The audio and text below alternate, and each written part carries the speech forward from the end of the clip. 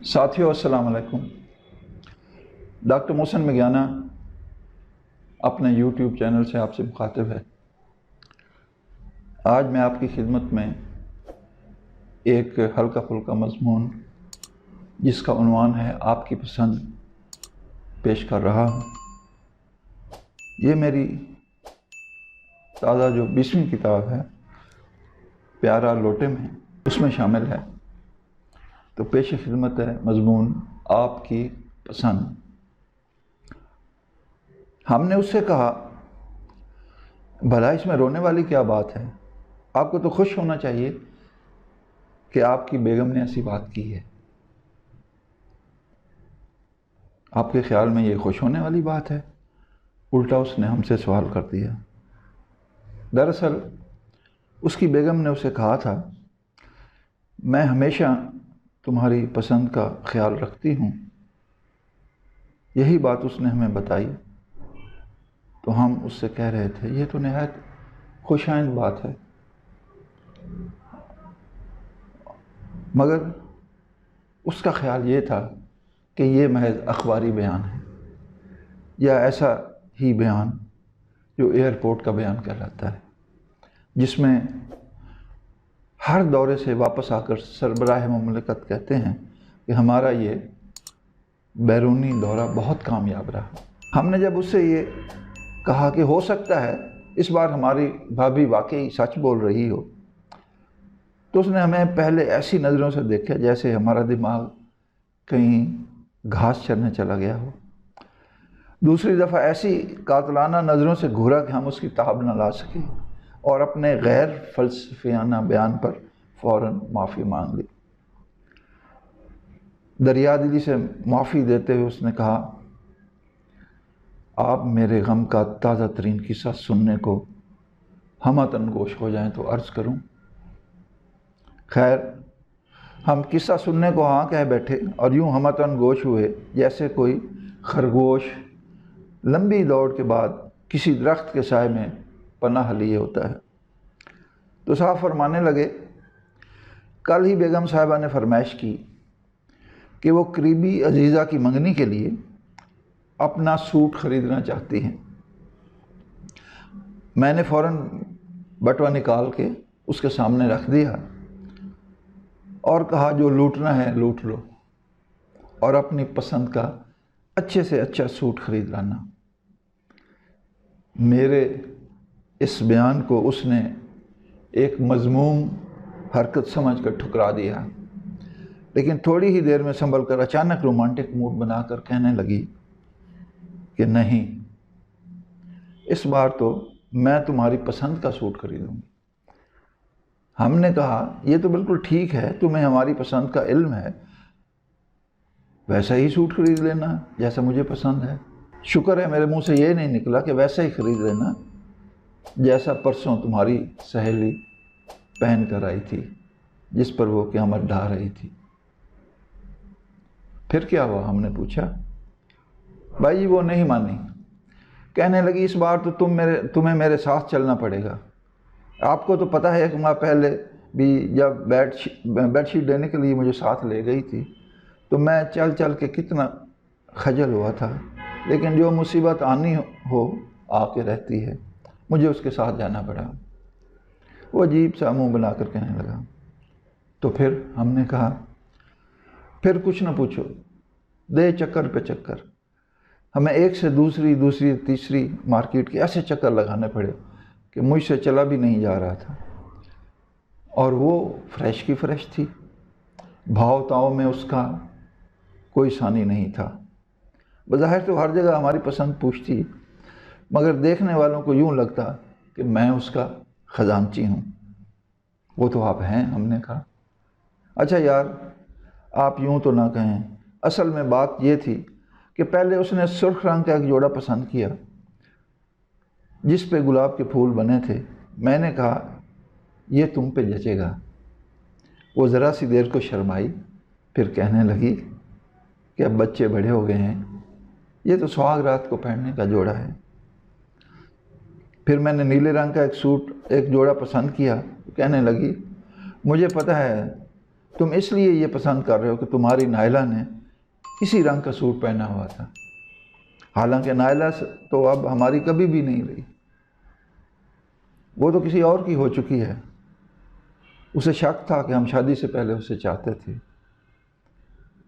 بھابھی کا شک تو صحیح تھا، پورے شہر میں یہی مشہور ہے۔ ہم نے کہا یار چھوڑے نا، آپ بھی کمال کرتے ہیں، جو مل گیا ہے اسے یاد رکھ، جو نہیں ملا اسے بھول جا۔ تو پھر کیا ہوا؟ وہ کہنے لگا ہم نے یہ زرد رنگ والا ڈیزائن، ہم نے کہا یہ زرد رنگ والا ڈیزائن تم پہ سجے گا، تو کہنے لگی اسے پہن کے تو میں بیمار سی لگوں گی، جیسے خدا نخواستہ جھرکان ہوا ہے۔ میں نے سبز رنگ کے مکسچر کے ایک ڈیزائن پسند کیا، میں نے سبز رنگ کے مکسچر کا ایک ڈیزائن پسند کیا جو میرے خیال میں اس پہ جچے گا، تو بولی چھوڑو، میں نے کوئی یہ یوم پاکستان پہ پہننا ہے۔ مالٹے رنگ والے جوڑے کو یہ کہہ کر منع کر دیا کہ اس سے تو یوں لگے گا کہ میں مرنڈا یا فانٹا کے اشتہار میں کام کر رہی ہوں۔ میں نے کہا یہ تو اچھی بات ہے، تم ماڈل لگو گی۔ اس پر بھی وہ ناراض ہو کر کہنے لگی کہ مجھے پتہ ہے تم میرے ساتھ مذاق کر رہے ہو، میرا پیٹ ذرا سا کیا نکل آیا، تمہیں باتیں بنانی آ گئی ہیں، تم تو تانا زنی کا کوئی موقع جانے ہی نہیں دیتے، تم جو مرضی کر لو، بالآخر میں تمہاری ہی پسند کا سوٹ خریدوں گی۔ ہم نے کہا یہ شاکنگ پنک والا پہنو تو یقیناً کترینہ کیف لگو گی۔ اس پہ وہ شرمائی، لجائی، مسکرائی، لیکن پھر وہی بات کہنے لگی کہ اپنی عمر تو دیکھو، اس عمر میں بھی کترینہ کیف کے خواب دیکھتے ہو۔ ہر بار وہ یہی کہتی کہ میں تمہاری پسند کا سوٹ خریدوں گی، جب میں پسند کرتا تو پھر وہی کہتی یہ تو ٹھیک ہے، یہ تو ٹھیک نہیں ہے۔ بالآخر ہمیں لگا کہ اس کی نظر مونگیا رنگ کے ایک سوٹ پر ہے۔ اس نے سوٹ کو سینے سے لگا کر اپنی جوانی کے زمانے کی ادا دکھاتے ہوئے شرماتے ہوئے جب پوچھا کیا یہ تمہیں پسند نہیں ہے، تو مجھے لگا کہ قبولیت کا وقت آن پہنچا ہے۔ میں سمجھ گیا کہ اب ہاں کہہ دوں تو مزید خجل خواری سے جان چھوٹ جائے گی۔ بالآخر وہی ہوا جو ہمیشہ ہوتا آ رہا ہے، میں نے اس کی پسند کو اپنی پسند قرار دیتے ہوئے ہاں کہہ دی، اور یہ ہاں فوراً قبول ہو گئی۔ تب میں نے سوچا کہ جب اتنا عرصہ پہلے 3 دفعہ ہاں کہہ دی تھی اور اب تک ہاں کرتا آیا ہوں، تو مزید ایک ہاں کہنے سے کیا ہو جائے گا۔ سو ہاں کی اور جان کی امان پائی۔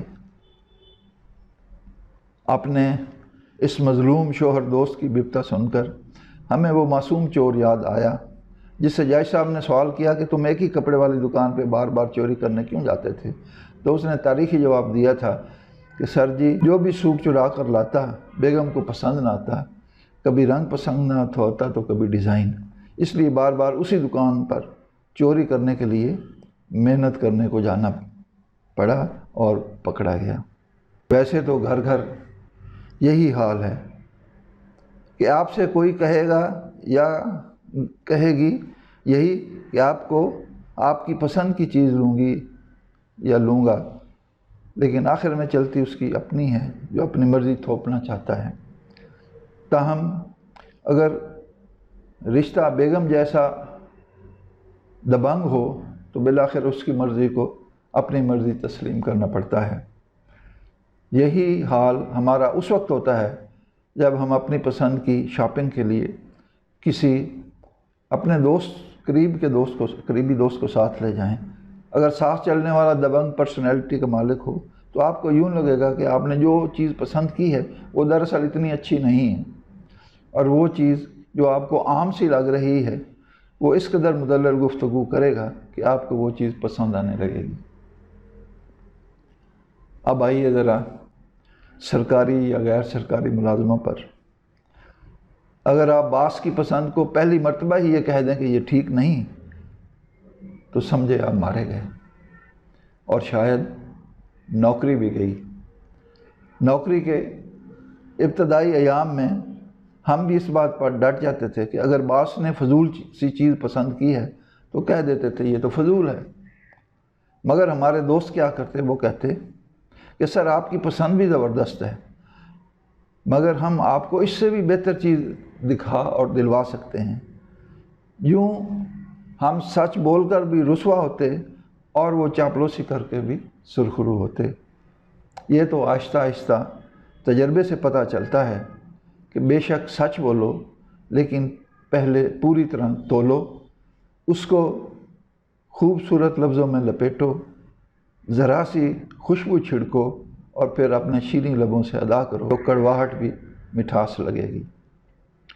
دوبارہ پڑھتا ہوں کہ یہ تو آہستہ آہستہ تجربے سے پتہ چلتا ہے کہ بے شک سچ بولو، لیکن پہلے پوری طرح تولو، اس کو خوبصورت لفظوں میں لپیٹو، ذرا سی خوشبو چھڑکو، پھر اپنے شیریں لبوں سے ادا کرو تو کڑواہٹ بھی مٹھاس لگے گی، ورنہ لوگ آپ پہ اپنی پسند ٹھونستے رہیں گے اور آپ یوں ہی ہمیشہ منہ بسورے پھرتے رہیں گے۔